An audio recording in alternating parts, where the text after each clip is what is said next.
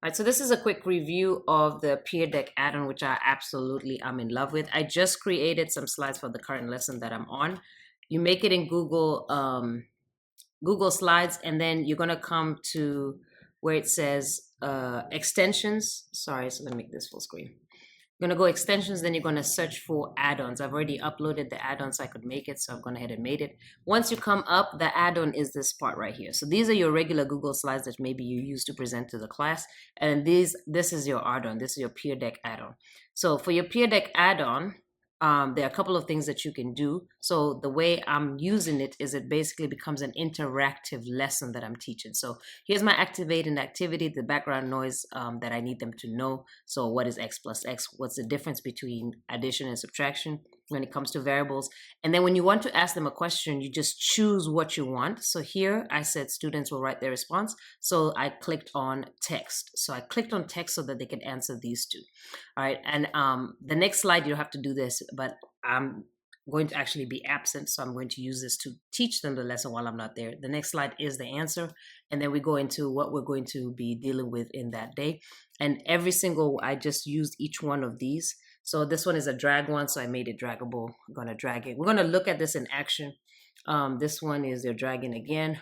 This one is multiple choice. So basically, these are your options. Now, what I did find a little bit disappointing is because when I got to the end, you can check your answer with a calculator by typing in the question, typing the answer, and do the graphs fit perfectly. And I made a slide thinking that they could attach a screenshot of their graphs fitting perfectly, but I couldn't find anything on there that dealt with that. I could just see how you add audio. So I had to take that slide out. But we're going to go ahead and begin this activity. So to start the activity, you're going to hit Start Lesson.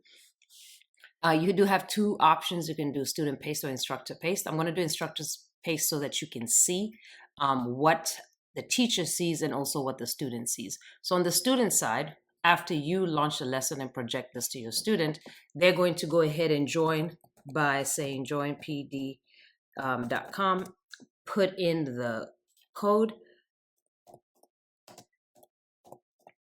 All right, and then it's loading. So I've got a class, your first student's connected, so you just keep going until your class is ready. This is a student and this is the teacher, so I'm going to go ahead and start the class. So that's what it is. As a student, this is how I'm feeling today because that's how I want to feel today.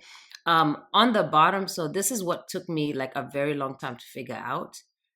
Because I had this on half screen, you have to click answer question. But you could have, if a student has it on full screen, they'll be able to see it. So you're typing in your response. What I don't like about this is I can't tell them, number one, type here, number two, type here, unless I make it two separate slides. So you're going to get, varying answers here, but, we can figure it out as teachers. So maybe a kid says number one is 2x, or they don't even say that, or they just write it. I don't know. Either way, this is not something that I'm counting for a grade. It's more so of an interactive lesson to help them understand. So after that, so they typed it in. I see that I've gotten responses. So 1 of 1 response because that's all I had joining. But I can show responses here. So I'm seeing the student. I can also overlay the responses. And I'm guessing because you can show it by grade, so you see multiple responses at what time. You can lock screens so that they don't do anything. You can decide to ask a question on the fly. Just basically, the sky's the limit with what you can do with this program, which is actually really cool. All right, so I'm going to go to hide responses because I'm presenting. So this is what I'm presenting on the board. I'm going to press next. Okay, so this will be the answer so that, because I want them to know if they're right or wrong.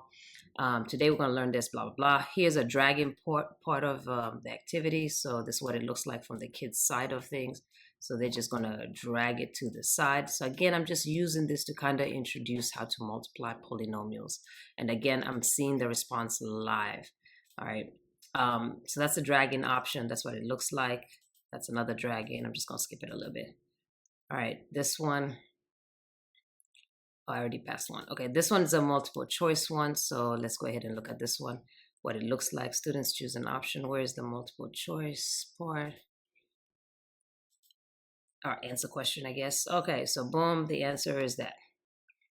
All right, and if okay, let me say that's the answer. All right, so That's what they see. And again, at the whole time, I'm just seeing a live response. So one person answered D. And I can see live interactively what each student knows when. And that's pretty much it. So again, they're just different representations, whether you're doing multiple choice or um, open-ended, drag-in. So all of these are just text typing, for example. Let's go to the next slide.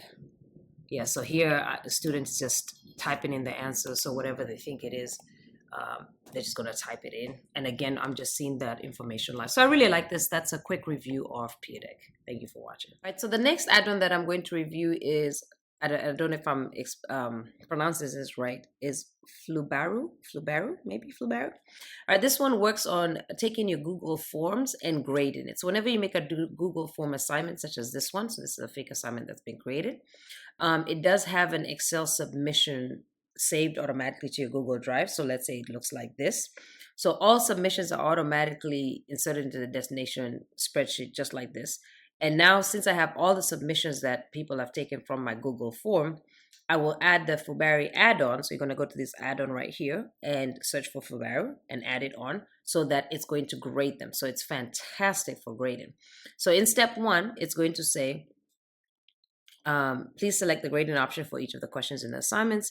Flubaria is that's best guess the best option for you, but you should check the option for each question yourself. So how do I want the question to be graded? Okay, so you have 1 point, 2 points, 3 points, 4 points, 5 points. You just want it to say, oh, this one just identifies the student. It's not a question I want you to look at. This one is skip grading. So of course, first name, last name, it identifies the student. So you put those. For this one, this is a question. You're either going to assign it some points or you're going to skip the grading. Then you're going to click continue. In step two, okay, Flubar is going to say, please select the submission that should be used as your answer key because it needs to know what the answers are. Typically, this is the submission made by you. So you take the quiz, the Google form quiz that you created, you save that submission because that's going to be your answer key. All right, so it's going to say selected. So it's going to give you the options of the things that have been submitted. You're going to select the one, obviously, that you have a teacher so that you can ensure that you get the correct answers. So that was step two. All right, then once you click continue, it's going to start grading for you. So it takes 1 or 2 minutes and then it grades it for you. Once it grades for you, it gives you a plethora of information. So you have a summary of points, like what's your average, how many people submitted, how many questions you had. But you also have, the average for each question down here. You have in red the kids who made, or the students who made underneath 70. So you can look at each question, what's my average for the class, but you can also see which kids automatically are below 70. You can see how many times the assignment has been submitted, the time that it was submitted, and whether you want the grade emailed. And that's basically how Fluberry works. Thank you for listening. So we'll take a look at two extensions. One is Cami and one is Loom. So I'm going to use Loom to actually review Cami. So Cami is an extension that allows you to edit PDFs. So you can see there's quite a few things that you can add onto a PDF. So I can add on a text box, I can change the color, then I can go ahead and write my name. So this is really great for students because they don't have to pay for editing PDF functionality. So Cami can help you with drawings. It can also generate questions based on what you have created. So you has an AI built in automatically, which I really love. So it can generate questions based on what the PDF is actually about. But how I'm going to use this is not really the generation kind of questions. It's just for students to be able to collaborate with one another to make comments on whatever PDFs that they come up with in order to do their project.